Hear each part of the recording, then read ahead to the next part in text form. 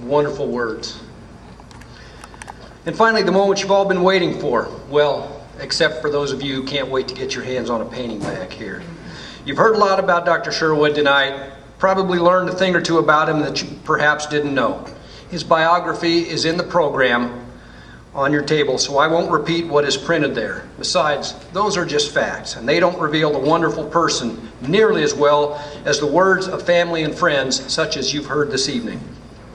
Like all of us here, I am honored to have gotten to know not just the artist, not merely the educator, not only the citizen, the veteran, the administrator, the loving husband, father, and grandfather. There is so much more to Leland Sherwood than meets the eye. He is so humble and kind, and probably terribly embarrassed by all the fuss this evening. And to that, I say to you, Dr. Sherwood, tough. Your fan club needed to let you know what you mean to us. So ladies and gentlemen, please give it up for our guest of honor, Dr. Leland Sherwood.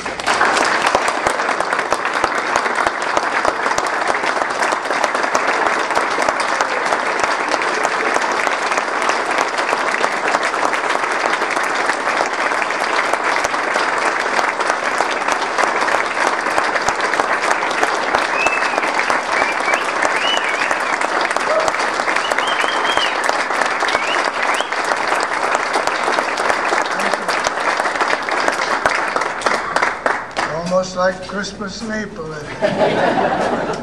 Carlene's done a good job with those girls.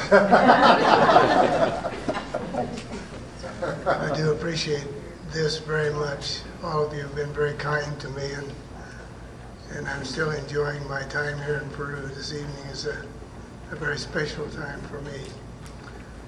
I have no profound statements like many have said, but I do have a few recollections that I'll take some time to talk about.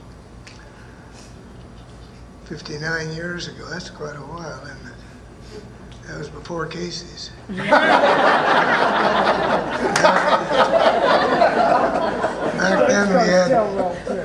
then we had Len Craig's Avenue store, specialized in everything that Casey's has, including slick beef sandwiches, all the way to watercolor. The lettuce strung along with the watercolor.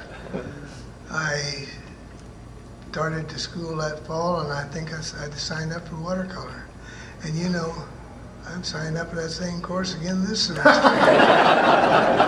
I get to teach now, though. We've had some good times over the years. The things about the art department then have changed. It was in the upstairs of the old library, then the Art Center now, and I guess one of the things that sticks out in my mind, Miss Diddell was the teacher at that time, and she was pretty strict with us. She, well, I guess I was reminded of the old creaky wooden stairs that went up there, and that old creaky wooden floor. Oh, the thing I remembered was you couldn't sneak out of her class early. Squeaky floors that get you every time. Yeah, those are a lot of good times. The second year I was here, Bob Henry decided to go on leave. And so I had to take over his job, which was sports publicity. Now, I didn't know much about that, but I tried to do the best I could. And I remember one winter night, we were coming home from Hastings after a ball game. I really appreciate those coaches and the hours they go through, because we were cruising along about, just east of Crete, and there wasn't a light to be seen. And I thought, well, I can go a little faster, and I kind of going a little faster, and all of a sudden these flashing lights, and I realized there was 2 cars on that road. Of course, the patrolman came up, and we talked a while, and it seemed like $78 was the fine he was talking about. And the longer we talked, I realized I'd never get him from that. And then I began to think about what happened here. And I think about Joni, and she married a boy whose father was a highway patrolman. You know, I still wonder if Roger wasn't there on that night getting my $78.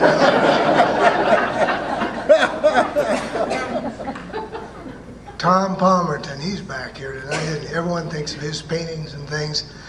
When I started thinking about Tom, I thought about one afternoon he called over and he had some friends that were going fishing, and he wanted to go along, go sketching. So he wanted, if I'd go along, and I said, fine, I'd go with them. So we went and we sketched a while, and we had our dinner and the refreshments, and pitched our tents by the lake. And I slept pretty good. And the next morning I woke up and there was a lot of arguing going on outside.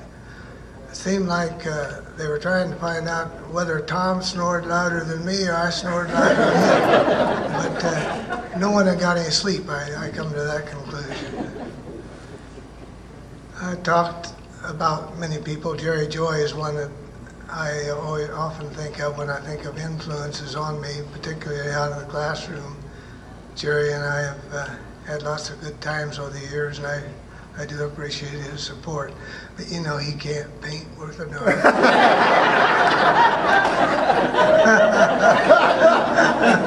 have a question, Doctor. All right.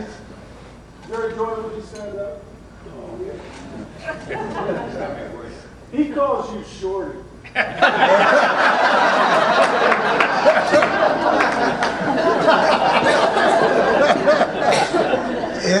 I wonder about the same thing. It's kind of like when I moved here, first came to college here, I thought of Peru as a pretty good sized town because I came from Chester. And Chester was smaller than Peru. We've had lots of good times over the years, and I remember Dr. Enns talking to Carlene and I not too long ago, and he suggested we write down some of our thoughts. And I know one of the thoughts I'll write down after tonight is the kindness and the goodness that you've shown me. I appreciate it very much, and thank you.